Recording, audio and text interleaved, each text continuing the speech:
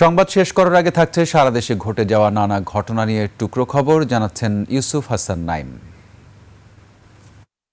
কুড়িগ্রাম সীমান্তে অভিযানে ৭ দিনে ৭৭ লাখ টাকার ভারতীয় চোরাই পণ্য সহ ২ জনকে আটক করেছে বিজিবি।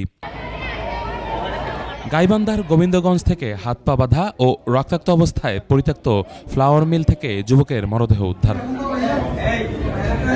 চট্টগ্রামের মিরসরাইয়ে একটি আবাসিক হোটেল থেকে পুলিশ সদস্যের ঝুলন্ত মরদেহ উদ্ধার করা হয়েছে।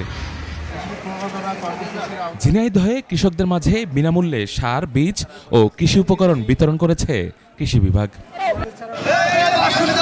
সরকার নির্ধারিত মূল্যে পর্যাপ্ত সার না পাওয়ায় লালমনিরহাট বুড়িমারি মহাসড়ক অবরোধ করে বিক্ষোভ করেছে চাষিরা।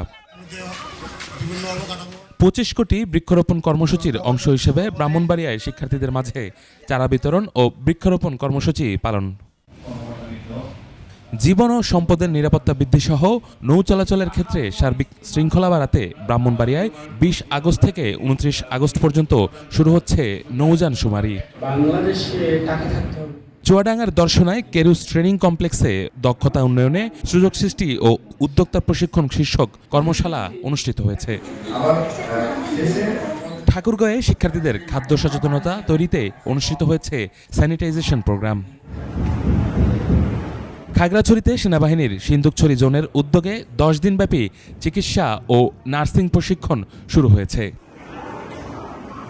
ইউসুফ হাসান নাইম, ২১ টেলিভিশন।